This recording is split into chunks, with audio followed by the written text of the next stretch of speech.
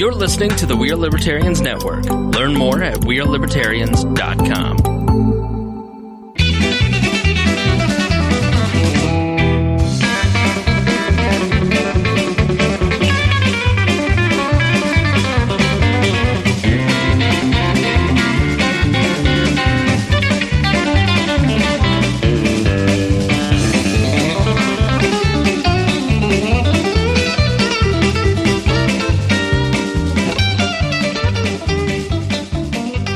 Welcome to the Boss Hog of Liberty, the studio at least. You got one half of the duo today. Jeremiah Morrell here with a couple of fellows that are running for governor of the state of Indiana. This is the very first governor's, we'll call it a debate or conversation or forum in the Newcastle studios of Boss Hog of Liberty. On my immediate left is Don Rainwater, and to my far left, camera far right, is Bill Levin. Welcome, gentlemen. Thanks for being here. Thank you for having us. So the reason we're having this conversation today is we are about 9 days away from the Libertarian Party's state convention. Right. And that is where the Libertarian candidates ask the delegates for their support, and we, as a party, select our candidate for governor. Right. You have each declared your candidacy and have been visiting with libertarians at county conventions across the state in a pilgrimage I'm very familiar with. In 2016, I was working with Rex Bell's campaign, so I thought this is a great opportunity to get you guys together and talk through why each of you feels like you're the best candidate for the state of Indiana. So just to start, I'll start with Don, and then we'll go to Bill. Just a little bio info, and introduce yourselves to the folks that are watching the live stream and listening to the podcast to get to know you a little bit, and then we'll get into some issues as we get going. Certainly, sure. So, as you said, my name's Don Rainwater. I have been a lifelong Hoosier. I was born here, grew up on the east side of Indianapolis, graduated from Warren Central High School in 1981, went to college for a semester, then joined the U.S. Navy and was in the Navy for 8 years and as an enlisted person. Got out of the Navy, ended up doing various things, kind of settled on software engineering as a career, have been doing that for the past 20 years. Back in 2016, I started getting really frustrated with what I saw going on, decided that it was time to get up off the couch, get involved, knew that I did not have any interest in participating in either of the old parties because I saw them as the source of what was wrong with our government system.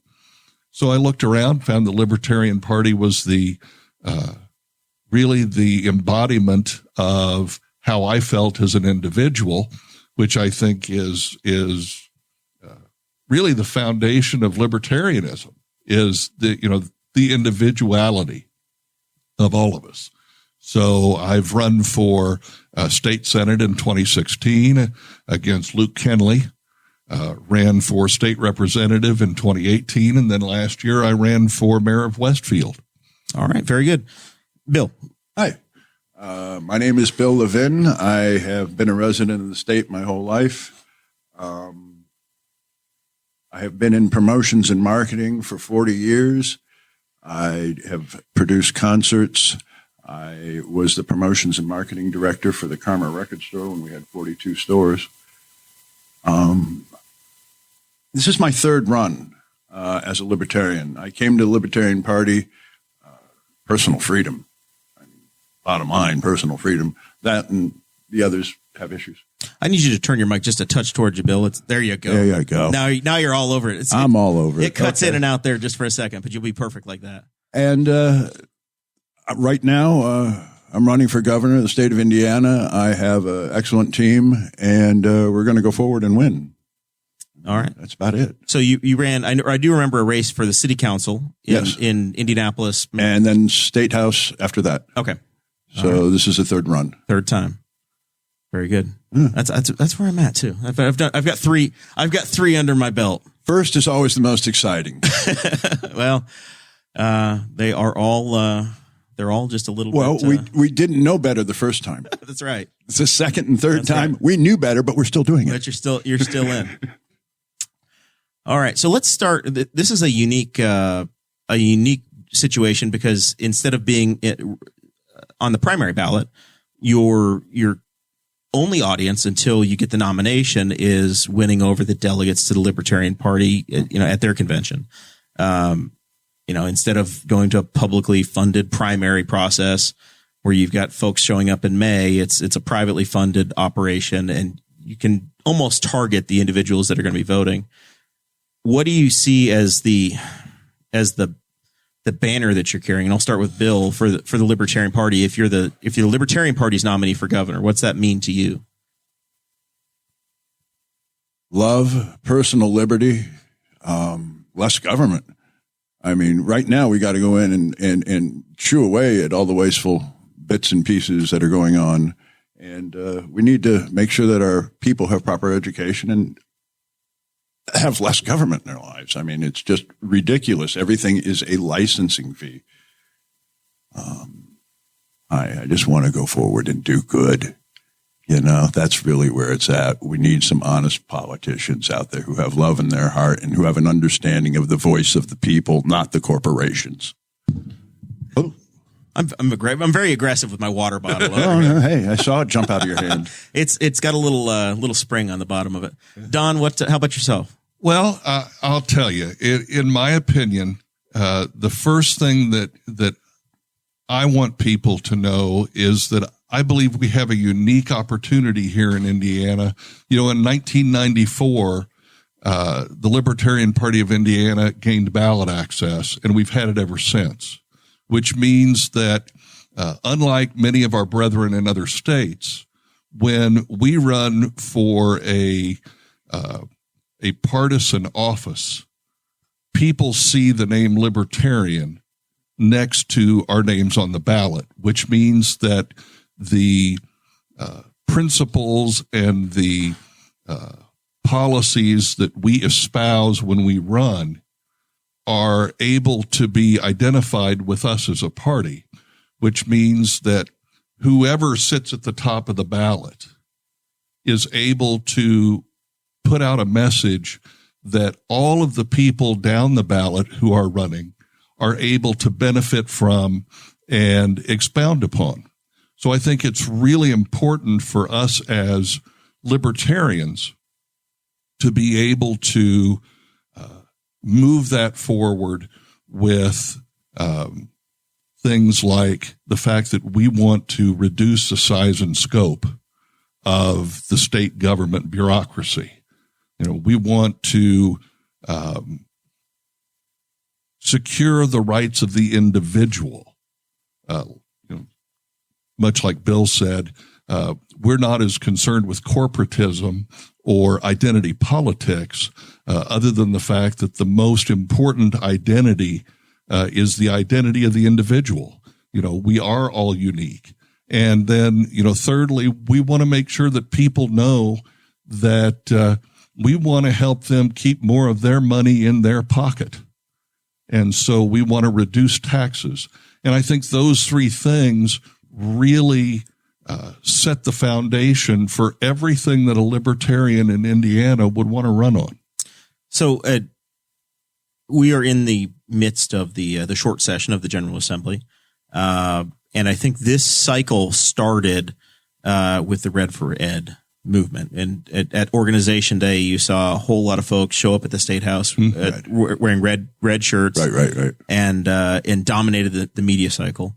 We'll start with Don this time. I want to hear from you on the response. If you were sitting in the governor's office and you see this activism coming from the public schools, in the public school teachers, how do you read and how do you view the Red for Ed movement? And what do you say to the folks that are demonstrating at the State House? Well, I think to a great extent, they have a lot of valid concerns, because really what they're saying is we want education back in the local school district. We want to be able to teach in the classroom, deliver to students, and not have all of the massive government oversight. And I think that in a lot of ways, whether they come right out and say it or not, what they want is a more libertarian response to education. I think one of the first things that we need to look at is eliminating iLearn. iStep and iLearn have both been complete boondoggles. We're currently spending $15 million a year. There's a 3-year contract right now, $45 million committed to a standardized test that they've already in the first year admitted, well, we still can't get it right. We still can't get the scoring correct. We really don't know what we're doing. And then they've basically held teachers harmless. And the reality is we shouldn't be using a standardized test to measure teacher performance in the first place. It's not a fair measurement. It is actually a detriment to time in the classroom that students should be learning. One of the things that our incumbent governor is currently pushing is the education of people in prison to reduce the rate of return. Pardon me. It's a tough recidivism. There you go. I avoid it too because I have the same struggle. But the reality is that if we did a better job of educating our young people in high school and giving them skills that they could actually take out and start working instead of graduating high school and feeling like they have nowhere to go because they can't afford college and they don't have a skill to go out and get a job, so they go out and get in trouble, end up in prison, then we want to train them. Well, how about we take the money that we're wasting on our K through 12 education today and focus that better and give people the opportunity to get trades, technical education. Our high school students should be able to graduate with something tangible other than a piece of paper that says that they passed a standardized test. Because here again, the standardized test is nothing more than a one-size-fits-all solution. Yeah, and I think that's something we've tried to highlight through the Boss Hog program is bringing folks in through the Newcastle Career Center and the trade school on this program and giving some exposure to that. And that's actually run through the local public school system here. Bill, we haven't had a chance to weigh in on the Red for Ed and the education topic. How do you see it? Well, it's a nightmare, just like everybody else. We have to give the parents more choice. The parents don't have a say-so in this. It's down to the local communities, but the state government has too many rules for the local communities to actually get involved. So it's a catch-22 here. Less state government is definitely the issue. It's a fun mess. It's a fun mess. We need less government and more parental input into this. It's just there. So would you have a specific response to the teachers that were rallying, or just a yes and a yes and to? Do I think they need more money? Well, it was money. It was wanting to be held harmless. There were a handful of different. Right now they're paying for papers and supplies to get into this, for their own classes, which is ridiculous. The students have to pay for their extracurricular activities, extracurriculars, books, etc. There was one student who got a bill because he went to the counselor, and I guess there's an allotted amount of times you can go see the counselor before they start charging you. Mother got a $1,200 bill. Out of nowhere, the school called her up and said, "You got $1,200 bill." Because this is an IPS school or an Indianapolis school? Somewhere in Indianapolis, over in Speedway. And it was just like, how did you get that? Where did that? And they said he saw the counselor too many times. And they send a bill back. And it's like, it blew my mind. We have book fees and we don't have books.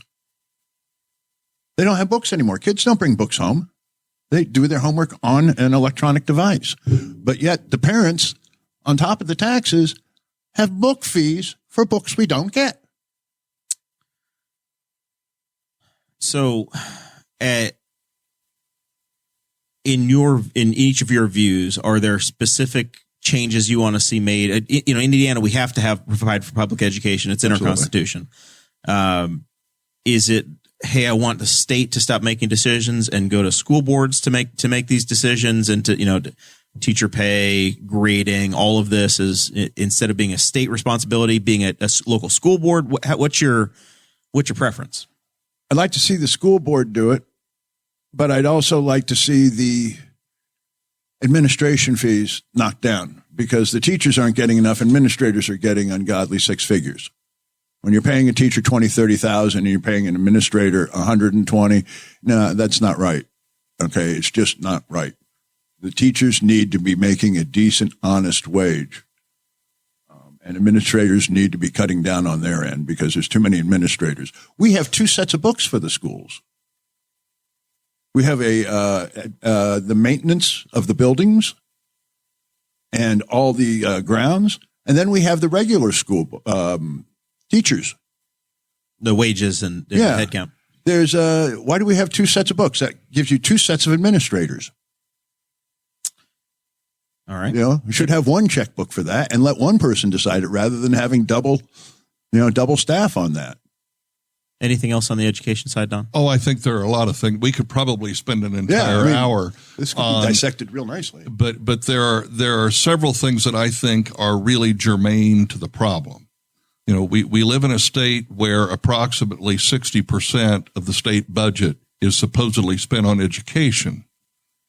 However, the majority of that money does not go to the classroom. If you go out and you look at the State Department of Education website, there are an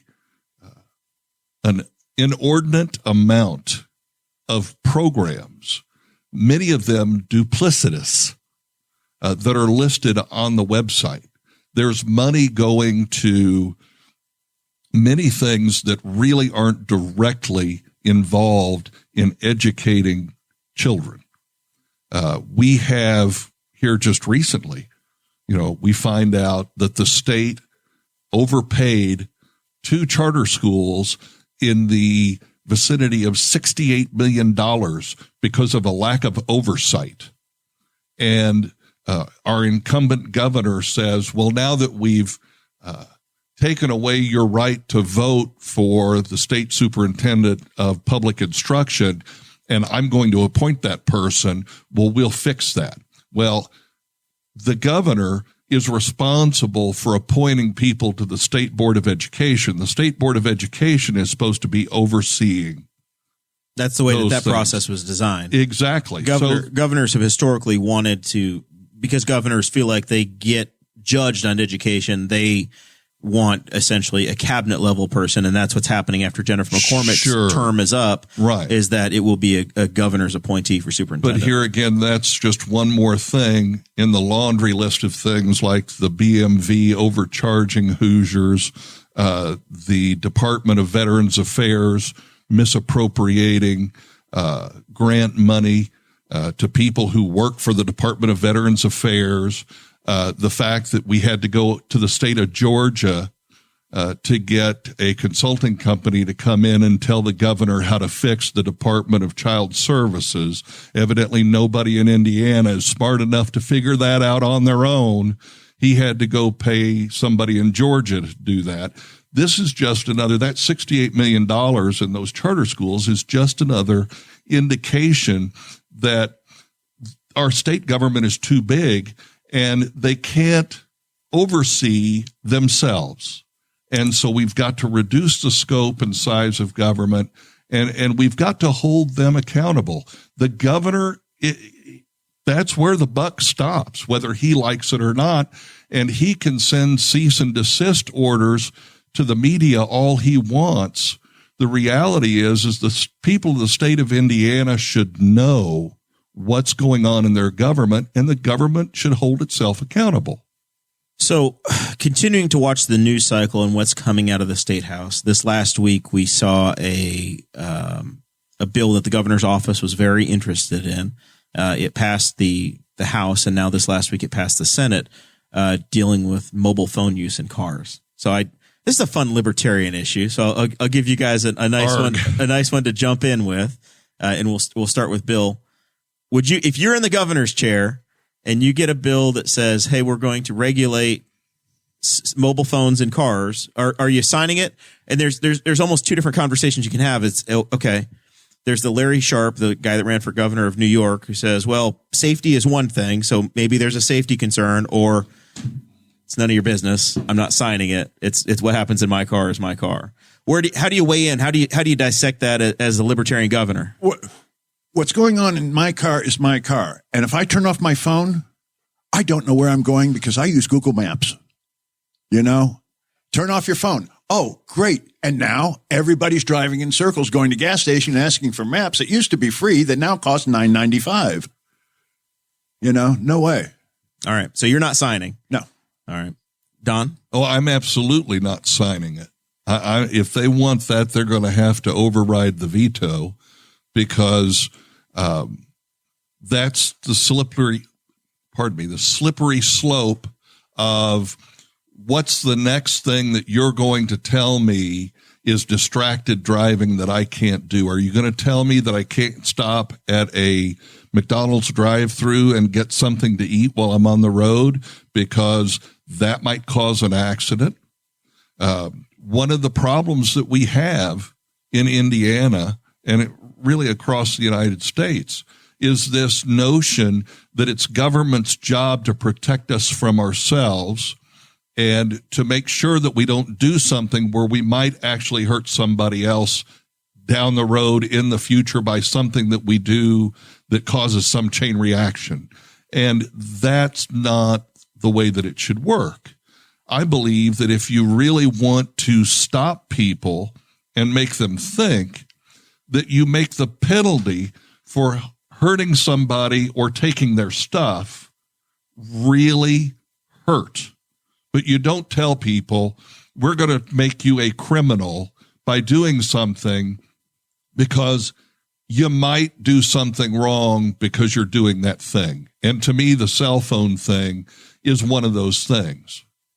And that's one of the conversations I've always had as a libertarian, is that anytime you have a law, you're creating violence, right? At the end of it, when you have a rule you want somebody to follow, and if they don't follow, well, then at some point a law enforcement officer has to step in, and then it's always backed by force, which becomes conflict, which can potentially become violence. Right. So no matter how benign your law is, at the end of the line where the rubber meets the road, you got a guy with a gun that has to enforce the politician's view, right? Right. I mean, the word banning is not a libertarian word. Banning anything is very non-libertarian. All right. So another topic that's been rolling through the State House, and I think this bill may have been killed, but until the General Assembly closes, something's never dead. Right. But road construction and traffic safety is another issue, and the governor's office has been in discussion about supporting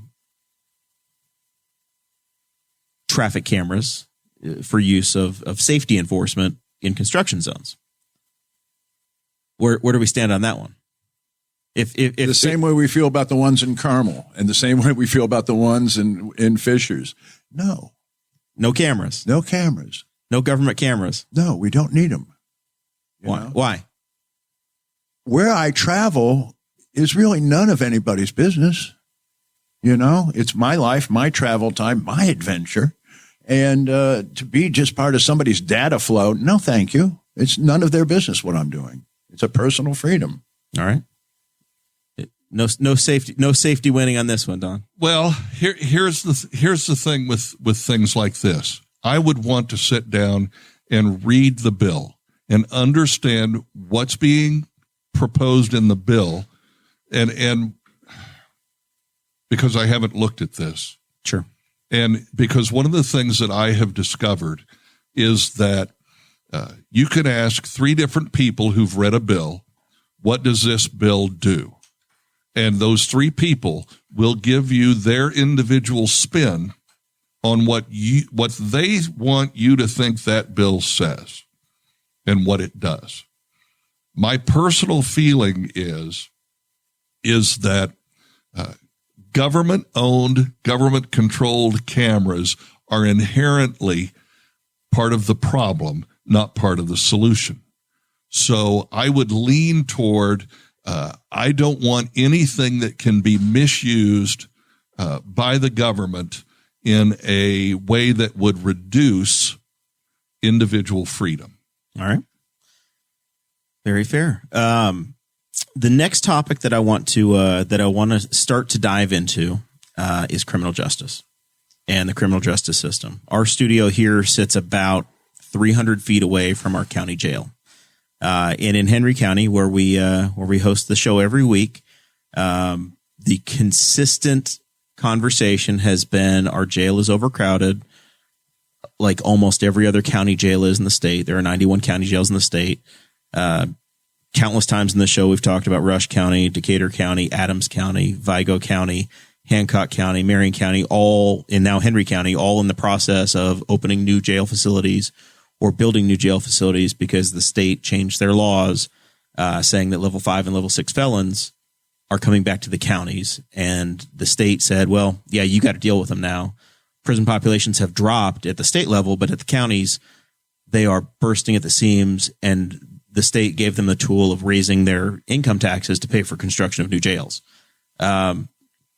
So this has been a very important issue in our community. And since it's my show, and we're 300 feet from the antiquated jail that we're going to be replacing, and my taxes just went up, we're going to have this conversation. So I want to hear from, I think we started with Don last time, or we start with Bill last time? So we'll start with Bill. What do you think?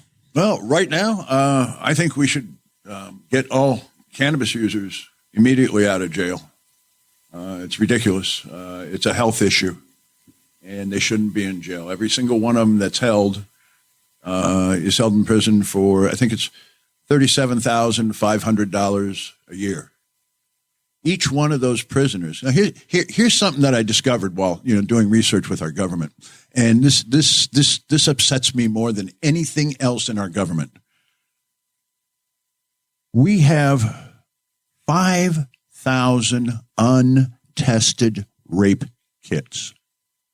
5,000 women have been brutally raped, and these kits are sitting in a shelf somewhere, and they've never been tested. This has been going on for years. We have women, we have children, we have grandmothers, we have daughters, we have aunts, we have moms who have been brutally raped in the state of Indiana, and all the evidence is sitting in one locked room, and not one person in our state has done anything about this. We have $1 billion sitting in our state right now. I think we could find the money to give these women closure. This is probably the one thing I have found out about my state that I am ashamed of. Okay?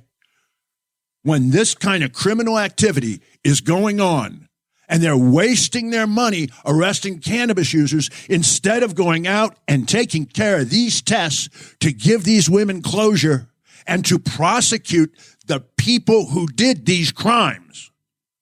This needs to be focused on, without a doubt, above everything else, because some of those test kits are past due. They can't be used because it's been over 7 years. And you have a 7-year statute of limitations. Yeah, it's past the statute of limitation. I'm sorry, 7 years ago you got raped. We haven't had the time or the money to test it. How can somebody even look at a woman and tell them that? So, that's sort of what really upsets me a lot right now. So that's the top of your criminal justice. Well, right now, yeah. I would let go of all the cannabis people, and I would put in all those test kits straight away, because the women of this state need closure. And our state government has done zero for them. All right. Don, on the county jail issue and the capacity or the head count. Sure. Well, I think there's a couple of things that we need to look at. First of all, and probably foremost, there are probably folks that are sitting in jail who have committed what we categorize as nonviolent crimes, who could be sent home on home detention and relieve a lot of the population in the county jails. Obviously, as Bill said, there are folks who probably have been convicted of nonviolent offenses, whether they be drug offenses or other types of offenses where they should have never been convicted of a crime because there was no crime committed. And we need to reform our criminal justice system to refocus on real crime instead of whether somebody was caught with an ounce of pot in their car or whether somebody accidentally damaged something through no fault of their own, but because of the way a law is written, they end up in jail overnight or for several days.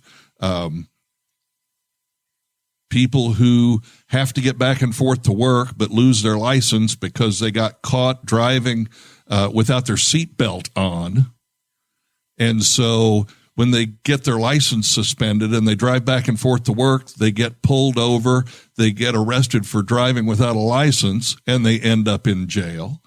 These are all things that we shouldn't have people sitting in jail cells for, and we need to reevaluate how we do criminal justice, because here again, if you're not a criminal, you shouldn't be sitting in a jail cell. And the reality is, from the libertarian perspective, if there's no victim, there's really no crime. So this is the criminal justice issue, I think, probably transitions into a larger conversation about prohibition. And I think you both referenced it. And healthcare. Okay. All right. Because prohibition and healthcare all go hand in hand.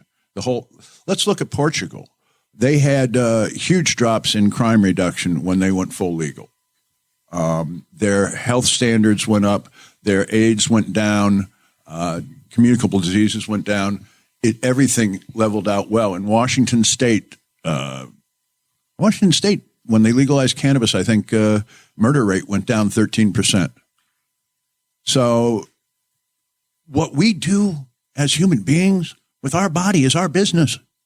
It's nobody's business outside of that, unless we are being distracted and I'm messing with your life.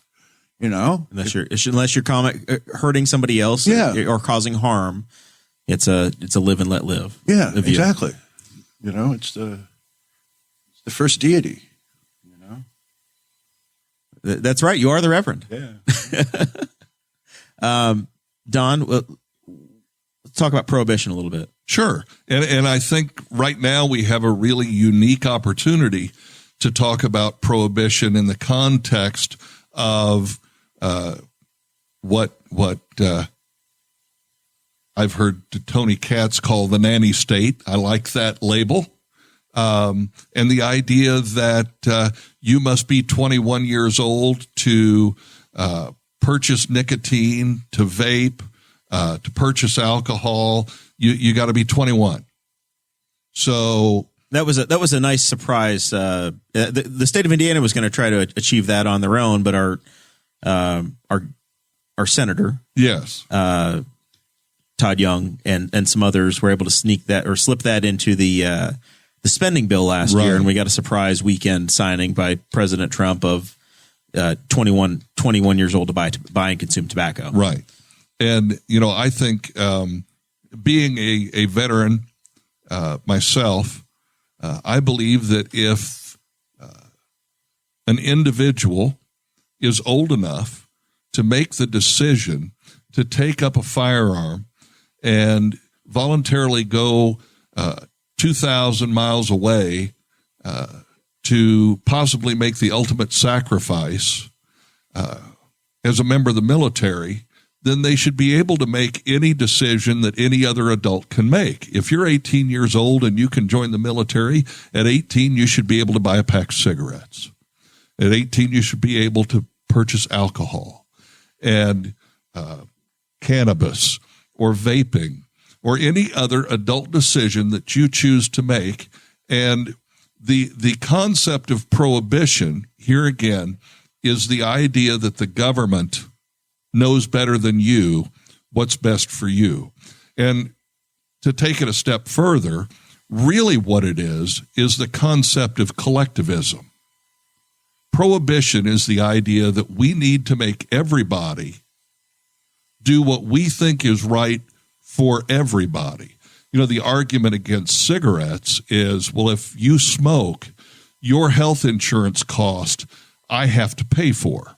Well, I'm sorry. Because we're in a pool, right? Yes. You know, here again, now what we're doing is we're taking an issue of economics created by regulatory restrictions on commerce through insurance and saying that because we don't want to regulate the insurance companies, or even better, reduce some regulations so that the free market can dictate what people pay for insurance or what people pay for their health care.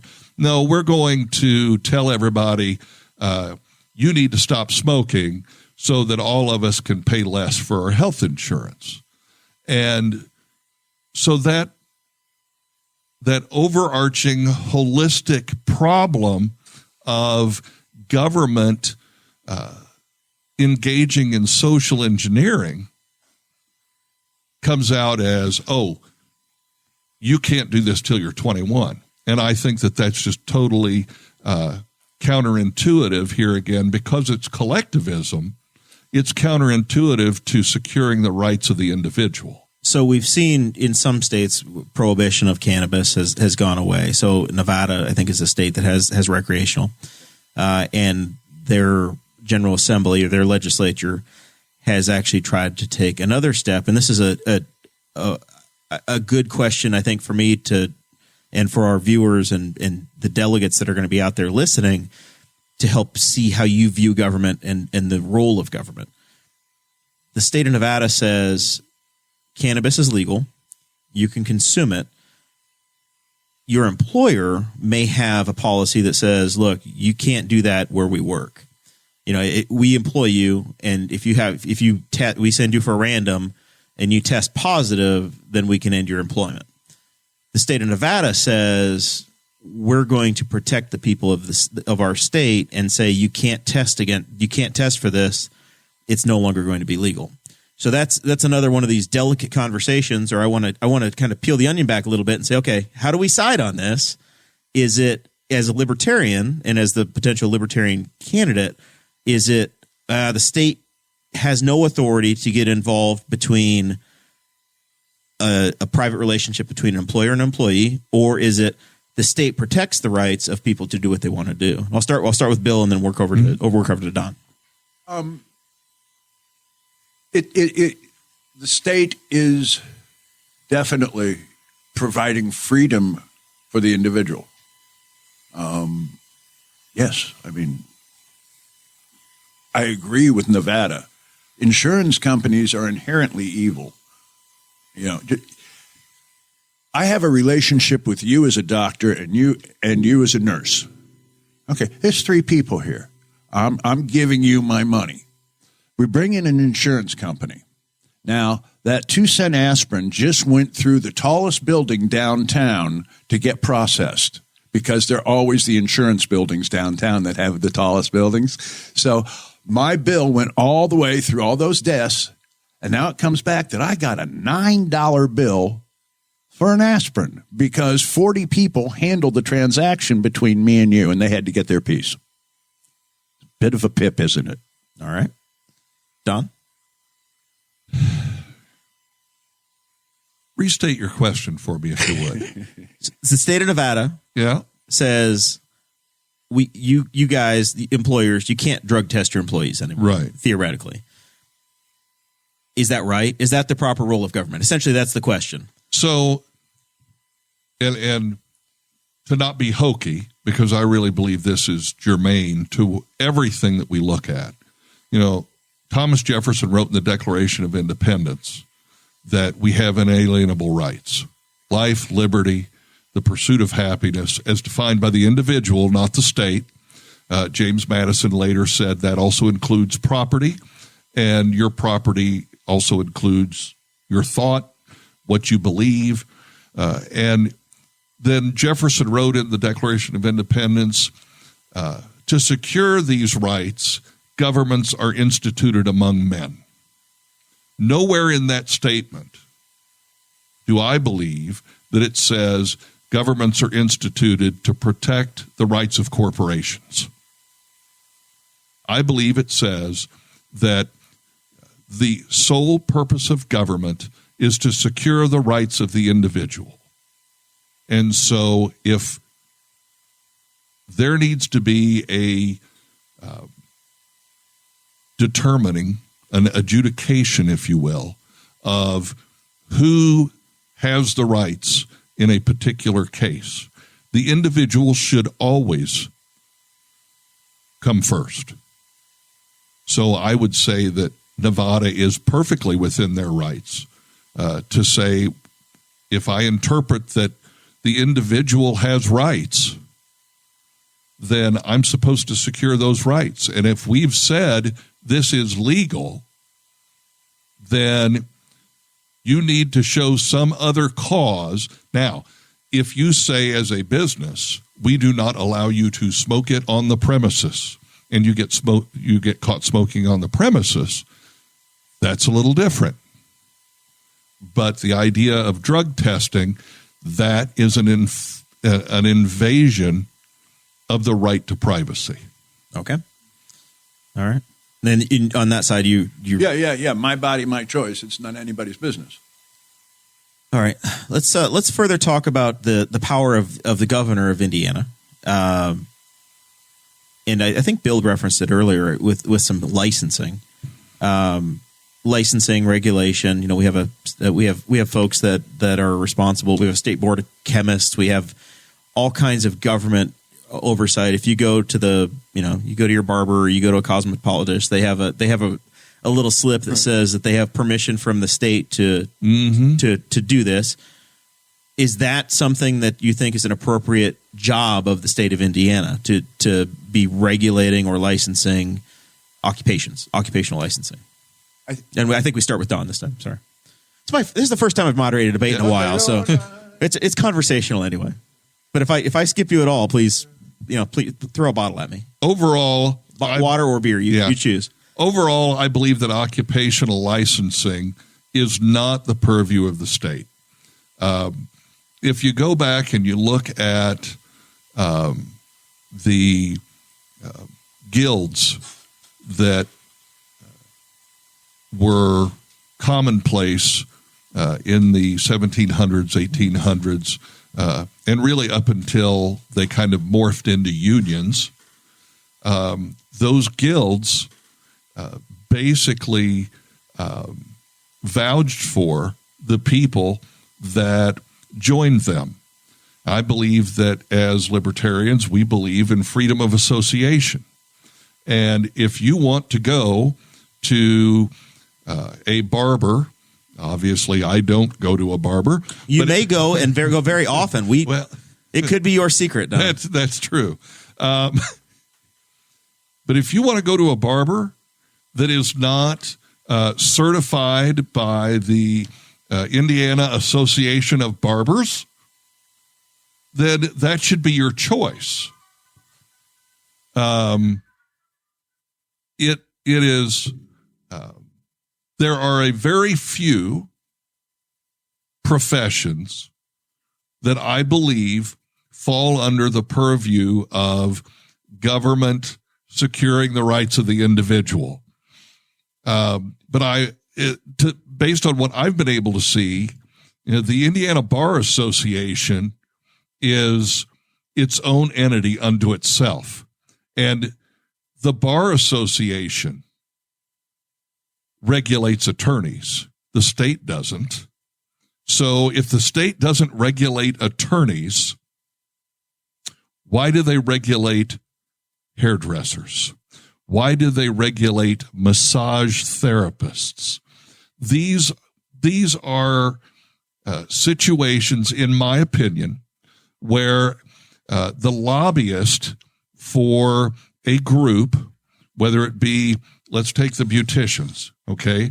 There are beauticians colleges all over the state of Indiana who would probably have to shutter their doors if people who wanted to be beauticians could go to another beautician, say, teach me, let me learn from you, be my mentor, let me come in here and work, and you teach me. But instead, we have state mandated education requirements where you have to go to a state-approved school in order to get a certain amount of state-approved education before you can take a state test to be licensed as a beautician. And that is an obstacle to entry into a career field. And I think that's wrong. I think there's a lot of the career fields that the Indiana Professional Licensing Agency oversees that they should not. That should be, real estate agents. Let the real estate board manage that. Let them decide. And the reality is if I want you to sell my house for me and you defraud me, then I can take that to court. You have court to adjudicate. Exactly. Bill? Ask the question again. I was following. Occupational licensing. In the state's role. The state is excessive with it. I mean, I have friends in the tattoo business all over the state. Their licensing is yearly. They've got the usual things that barbers have, beauticians have. And then on top of that, they have zoning. Hi, because you cut hair, because you're a barber or you're a tattoo artist, you can't be within, 200 or 500 feet of a school or a church? We have weird zoning laws here that are just ridiculous. I don't understand it at all. We also have building codes that make no sense. We are the most extensive building codes there are in the state. We need hempcrete, and that's not a building code, and our farmers are growing it. We need to bring that around. So there's 4 or 5 answers for one question. That's very fair. Let's see. I wanted to talk about something I know you've been involved with, Bill, and that's the homelessness. Not as much of an issue here in Henry County where we're sitting, but you're from Indianapolis, yes, and it's definitely been a highly publicized issue in the last few years in the city of Indianapolis, and I know you've been working on that issue in the private sector. So I wanted to hear, I guess, how you view that on the private side, and any role that the governor would have or the governor's office would have combating the issue of homelessness in Indiana. We have more homeless now in Indiana than ever before in recorded history. We go out every Saturday. When I say we, I mean Hearts in Hand Homeless Outreach Group, and you can find them on Facebook. Got to plug them. We go out and we serve hot meals every Saturday night, and the Muncie crew does the same thing on Monday night. It's a healthcare issue. It's a affordable living issue. There's a lot of people who need social services who do not have the skills to acquire or the knowledge of where these social services are available. We might have them already established within our government, but we have no way of communicating to the people who live on the edge of the river that these services are available. there's no fixed answer. There really isn't. There's a lot of help. I'd like to see a lot of private groups go out and help the homeless. It's not really the government's job, but the government can make the laws more open for the homeless. We're throwing homeless off of government property. Okay, they'll stay along riverbeds because that's not city owned. That's government owned. Okay. We should be at least addressing the need for campgrounds in these areas with washing and cleaning facilities. We have parks everywhere. Okay.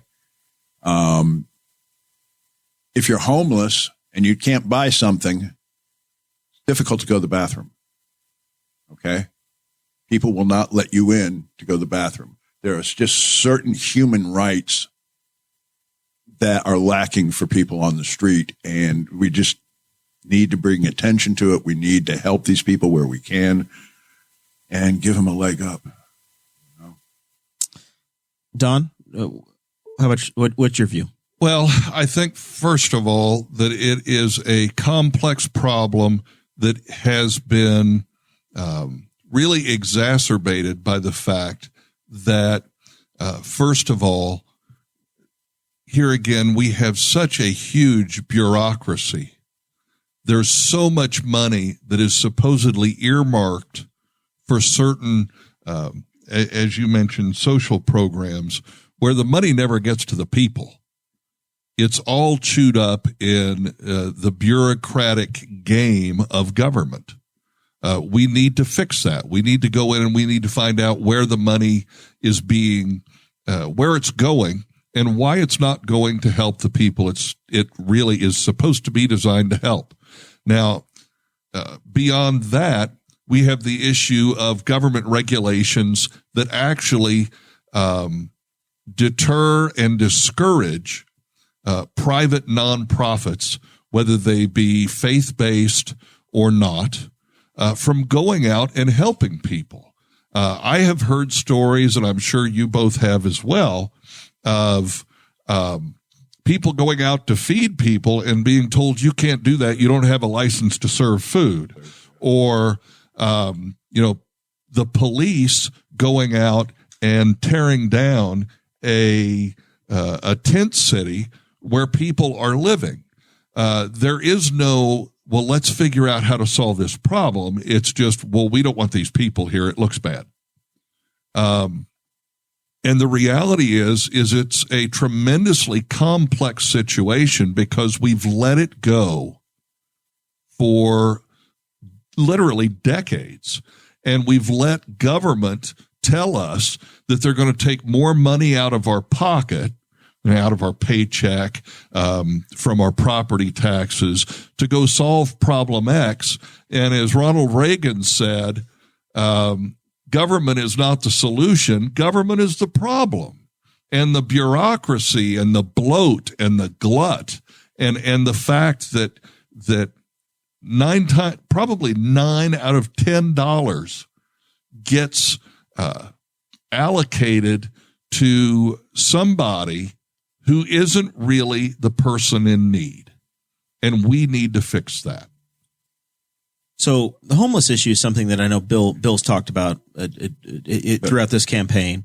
And Don, when you were running for state rep or state senate, I think one of the biggest issues you talked about was the state's role in roads. Right. So I wanted to circle back to that and hear from you and how you view, we had a tax increase that came through on gasoline 2 years ago, and right. Now you're starting to see a significant construction budget for the state. What is the state's role in roads to you? What do you think that, you would appoint as governor, the chairperson of NDOT, and you would obviously have significant influence over the direction and what happens. What do you think the future needs to look like for the state and the highway construction world? Sure. And let me start by saying, although my project management experience has been in software development, not in road construction, one of the things that I think is fairly obvious to anybody who has any experience with project management whatsoever is that our state's management of vendor contracts leaves tons for improvement. We continually, if you just look at the State Road 37 project that hasn't even really kicked off yet, they got an approval for a certain amount of money. They've already come out and said, hey, we just totally blew the estimate. It's going to be tens of $millions more than what we expected. And it's because, they've got the Build Indiana Council over here providing all of these campaign funds for all of these folks in the General Assembly, who then turn around and make sure that there's money allocated for construction projects to be handed out by NDOT to the members of the Build Indiana Council. And nobody's managing these contracts. Nobody's holding our contractors to their estimates. Instead of fixed bids, what we do is we let these things go on and on and on. They submit change orders and they get approved. And a project that should take 3 months ends up taking a year and a half. And the taxpayers pay for that. And nobody's running up the red flag saying, hey, this has to stop.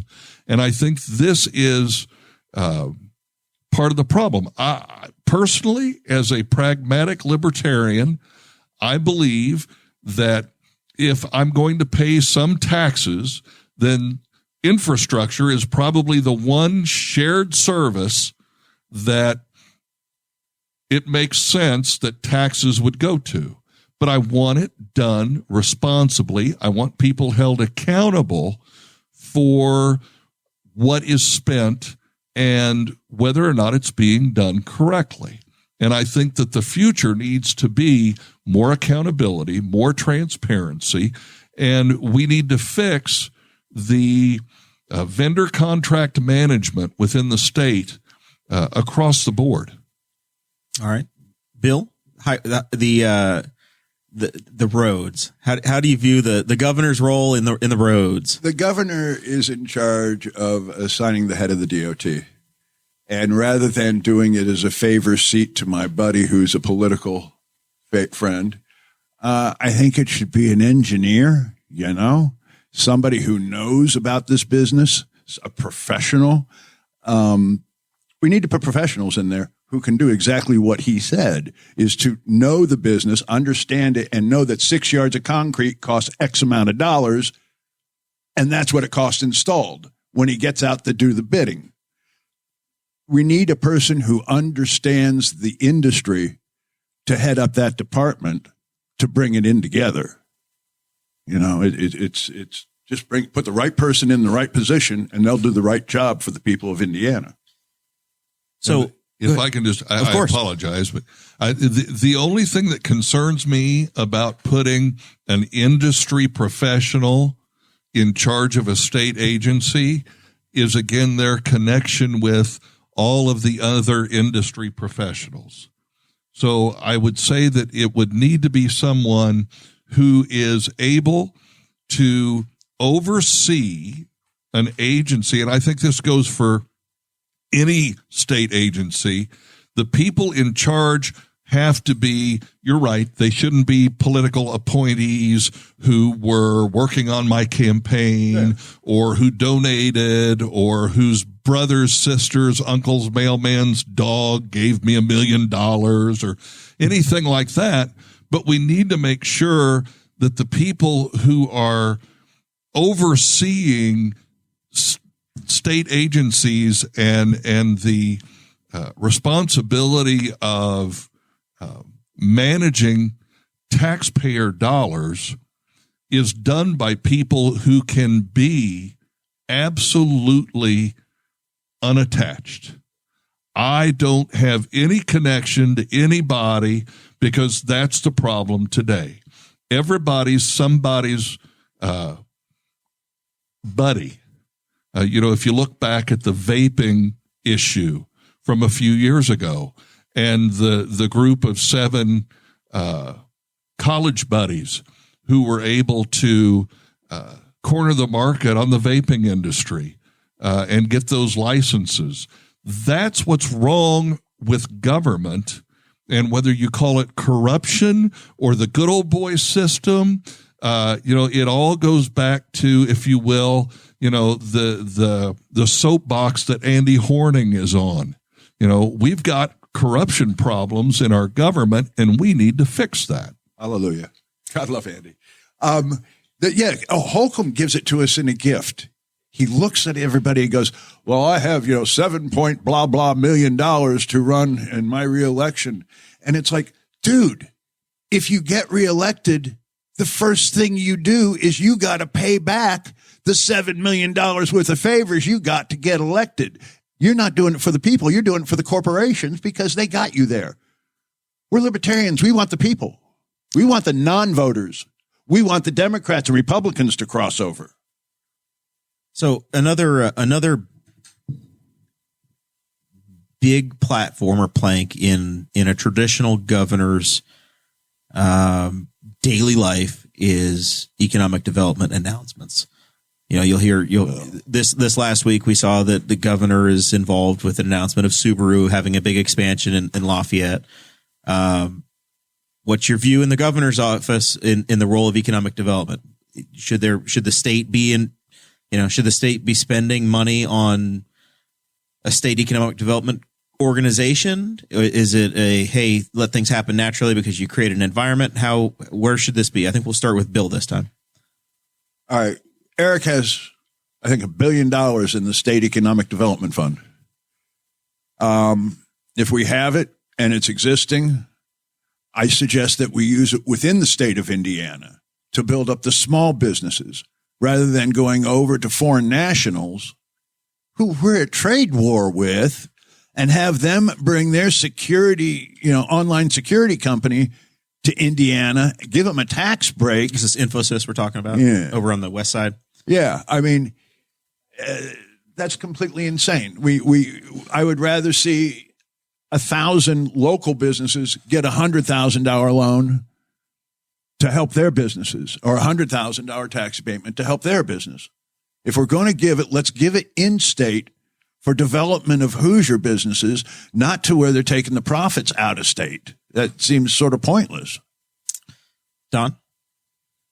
So, first of all, I don't believe that government should be in the business of business.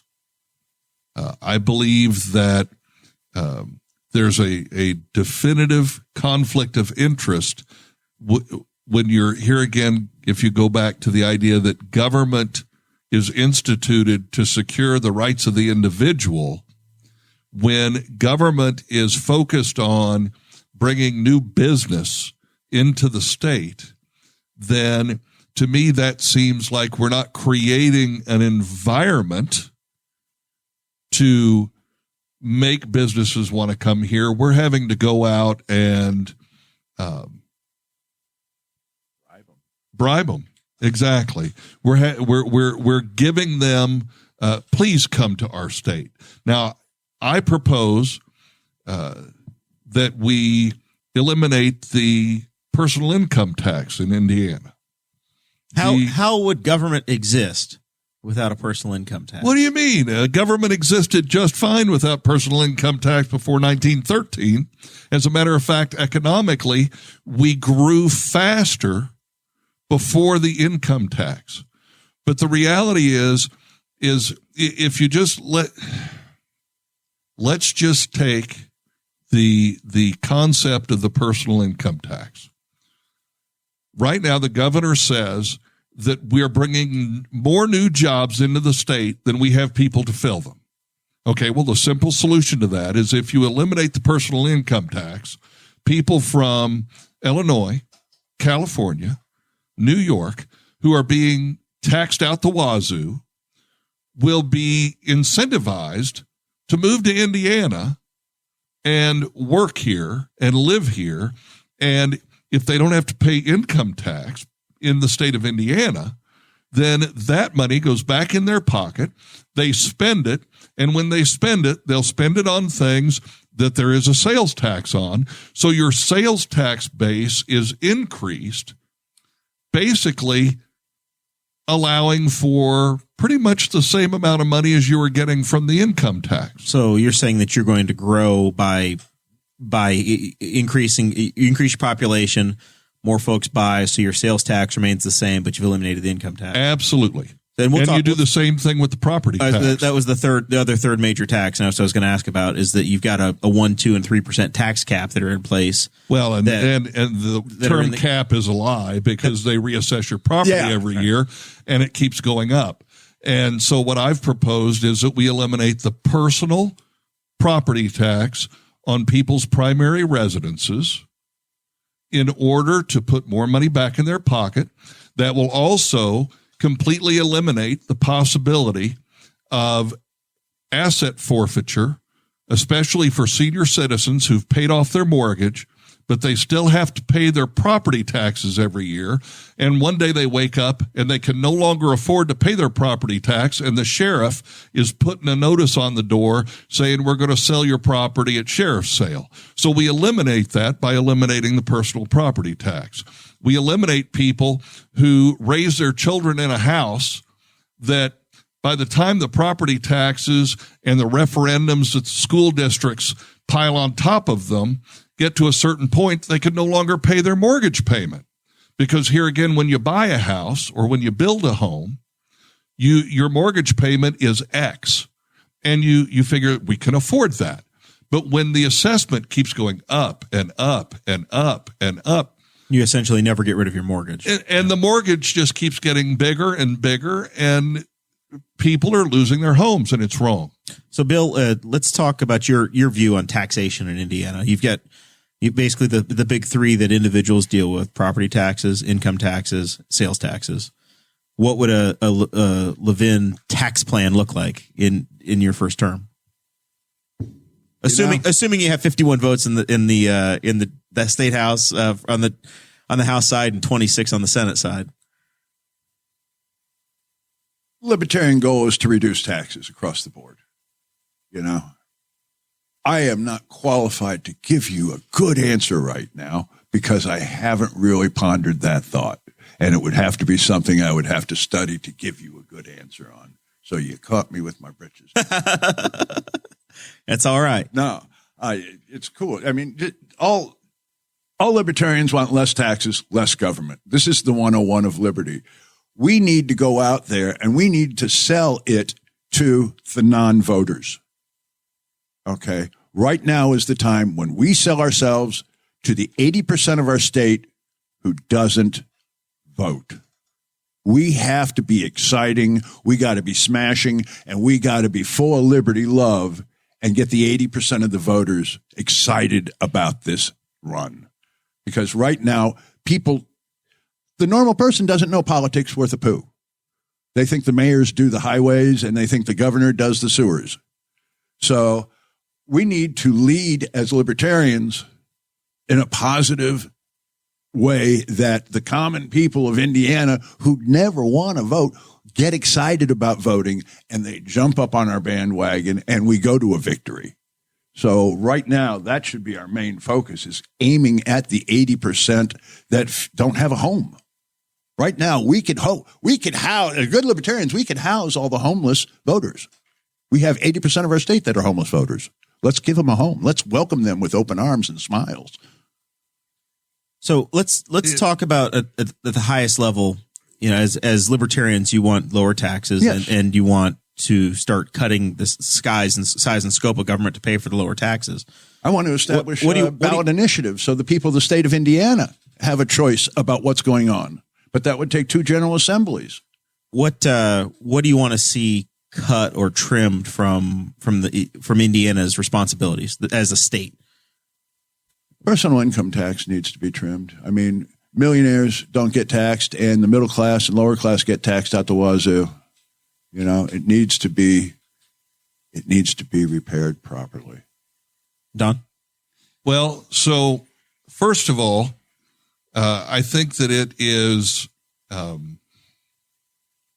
troublesome that our governor likes to brag about the fact that we have over 50 state agencies in the state of Indiana.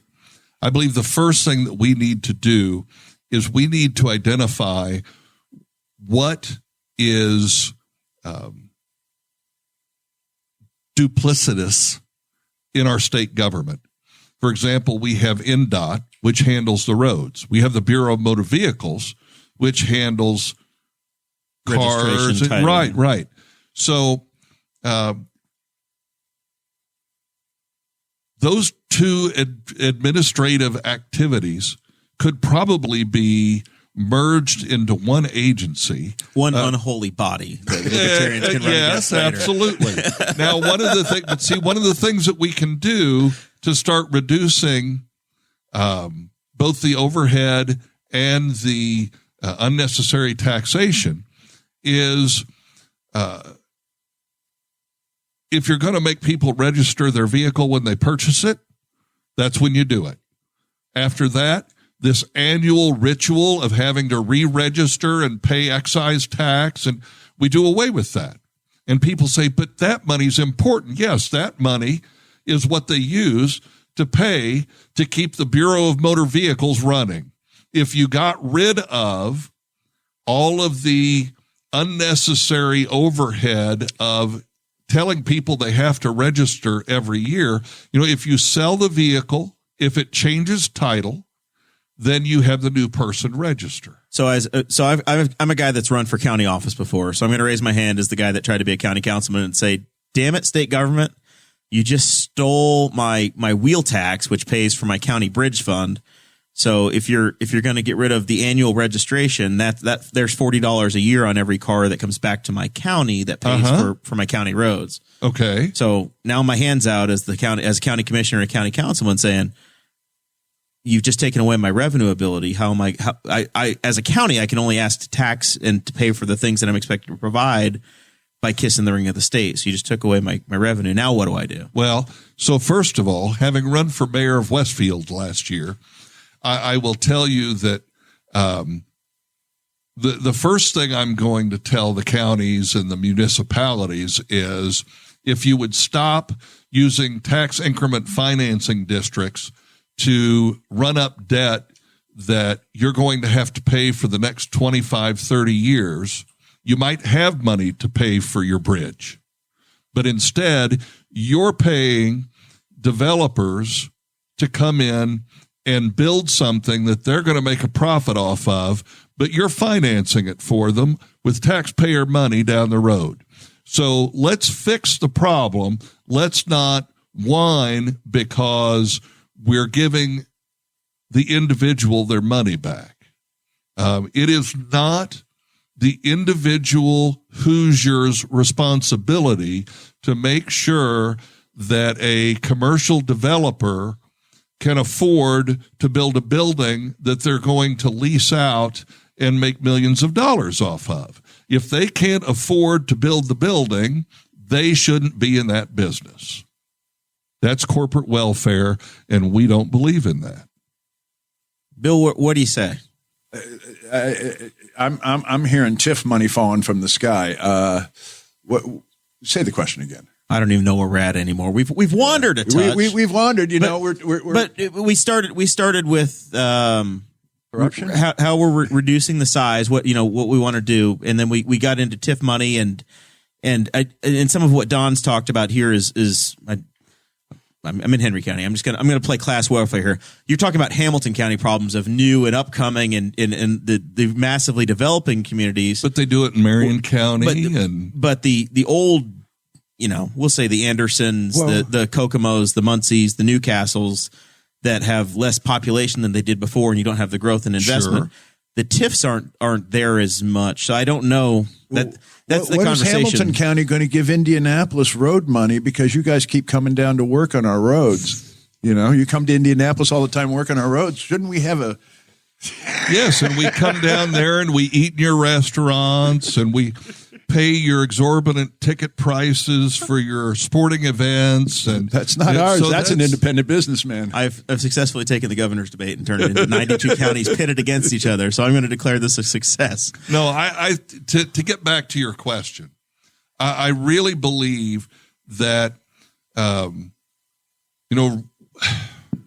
it's a chicken or the egg type of question, right?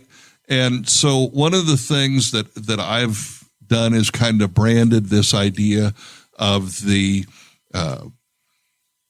big government Pythagorean theorem, right? You've got the triangle of big government, which is taxation, debt, and spending.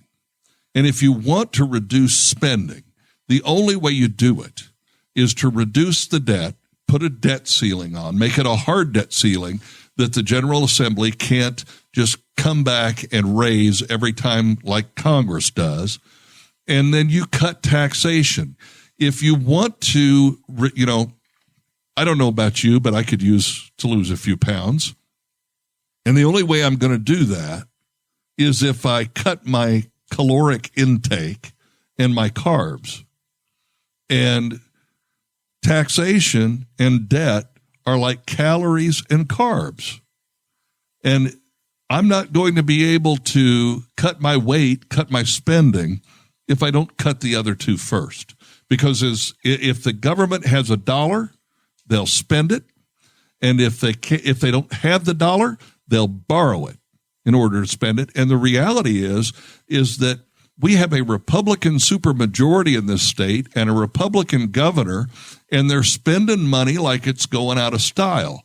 And where Bill's correct in the fact that we definitely need to appeal to the 2 million voters who were registered in 2016 but didn't vote. There were 4.8 million registered voters in 2016 in the state of Indiana. Only 2.8 million of them actually cast a ballot. So there's 2 million people who didn't have a reason to vote. We need to find who they are and get their attention. But we also have Republicans and Democrats, or at least people who perceive themselves to be, who are disenfranchised and disillusioned with what they see going on. And they're looking for somebody to say, hey, we still stand for the Declaration of Independence, the Constitution of the United States, and the principles of fiscal responsibility and individual freedom. And I believe those people will look at us and at least consider right now casting a vote for us. When I ran for mayor last year in Westfield, I actually had 91 people who came out to the polls and pushed the straight ticket libertarian button. And I don't understand that, because there's one libertarian on the ballot. It was me. Yep. But they came out to vote and voted straight, didn't vote for any of the Republicans. I think there's a disenfranchised feeling, and we need to tap into that. So we're pushing the 75-minute mark here on our conversation. Sorry. It's fine. That's what we're here to do, is to talk. And I just want to wrap up a couple of items here, and I want to give you each a chance to talk about your campaign, and then I'll give you each a chance for some final thoughts to clean up anything that we left out or issues that you wanted to get to that I didn't. Bill, if you want to tell us a little bit about your campaign and the infrastructure and how you're ready to go from this point through to the general, and what your vision is for what your campaign's going to look like statewide from here to the end. First off, here in November.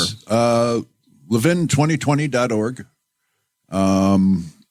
We're up online, and wow, I have 117 volunteers right now. Many of them have never voted before, which is sort of cool. I mean, they're not Libertarian, Democrat, or Republican. It's like, I've never voted, but I'm volunteering for you, which is like, we had a team go out and distribute posters throughout the state. Posters and buttons are circulating throughout the whole state. I have a summer of concerts that I will be talking at, public events, car shows. Do you have any car people up here, by the way? Of course. This is one of the very first. When this is all over, Newcastle, one of the very first car factories in the world was right here in Maxwell. The Maxwell was made here in Newcastle. Really? Mm-hmm. Oh, all right. When this is over, I got a car thing I got to talk to you about that's really sort of cool. All right. I'm going to be having libertarian booths at all these events. We're going to go out and just sing the song of liberty, and we're going to tell people we love them, and we're going to encourage them to vote. And we're going to do our best to get as many people on that bandwagon as possible. We have some incredible numbers. I keep, when the announcement came out that I was running for governor, I did not, say, hey, let's do this. This was a sneak attack by a local reporter who announced it. And at 7 o'clock in the morning, my phone started blowing up. And that caused for a chain of events, which was just ridiculous. High Times came in after that, and then Leafly came in after that, and then all sorts of other podcasts. I have tracked that I have made $113,000 worth of media in the last 90 days, just from one of the publicity firms. They ran me some numbers, which is pretty amazing, and it's a really positive response we're getting across the state. So, we're out there grinding. We're pushing, and we're going to have a great time. Earned media credit's a fabulous thing, and that's how libertarians travel. Fantastic. Don, tell us about what the Rainwater governor's campaign will look like between now and in November, assuming you're the nominee.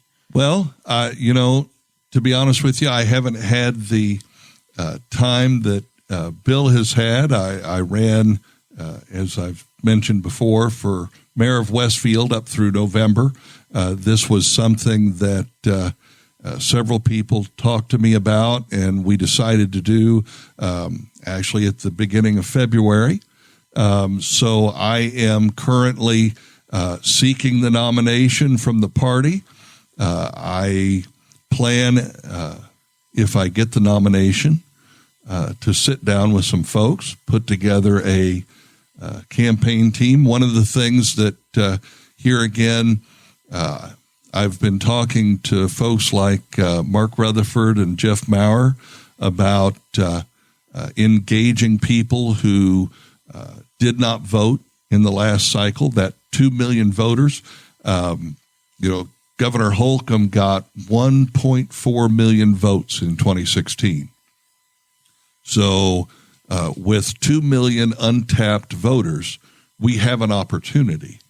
I believe that one of the ways that we can reach them is through educating those folks about the mail-in absentee ballot program.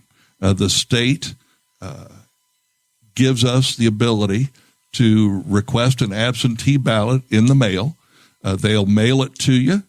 You can vote and mail it back in. And if the issue that people have with voting is getting up, going to a polling place, dealing with the stress of the polling place, this is an opportunity for us to engage some of those voters.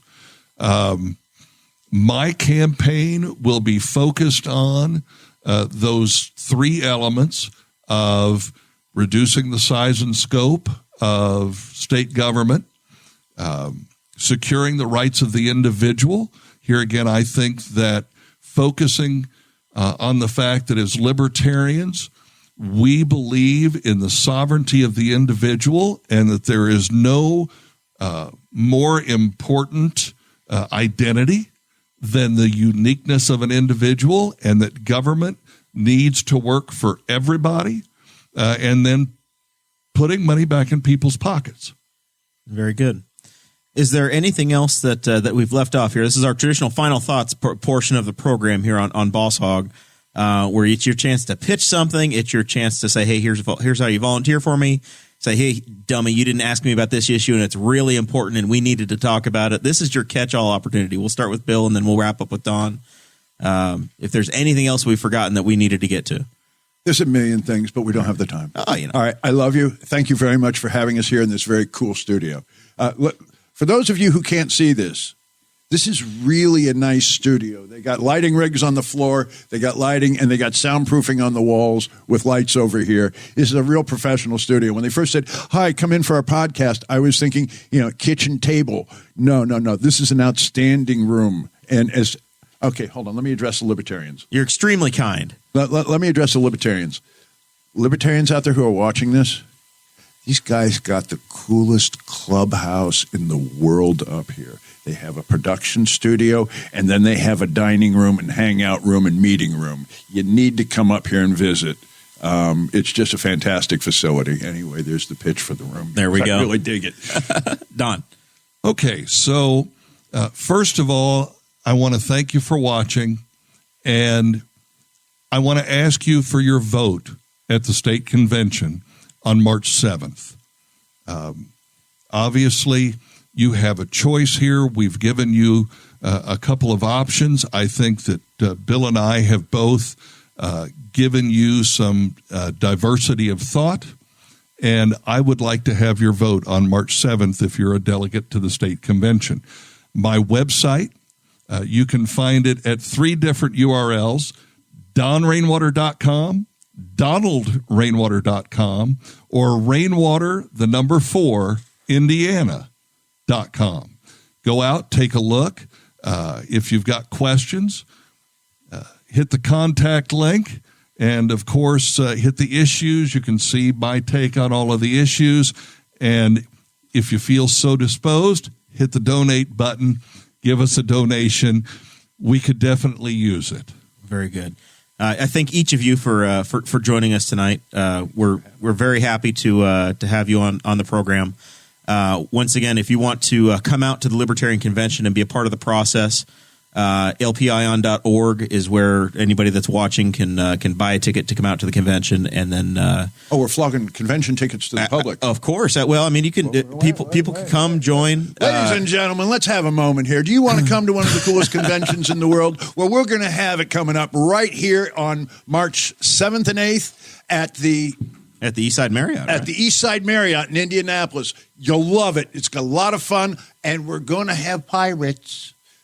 I love you. I'll see you there this next weekend. You can join the party at any time. Whether or not you get to vote in the convention, that's questionable and will be determined at that time. But you can definitely buy a ticket and attend and be a part of the process.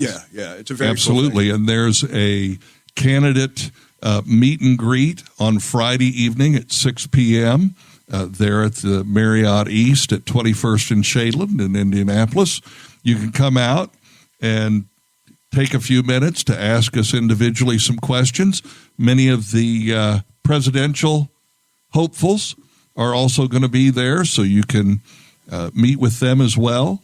And then Bill and I will be reprising our act here at 9 a.m. on Saturday morning.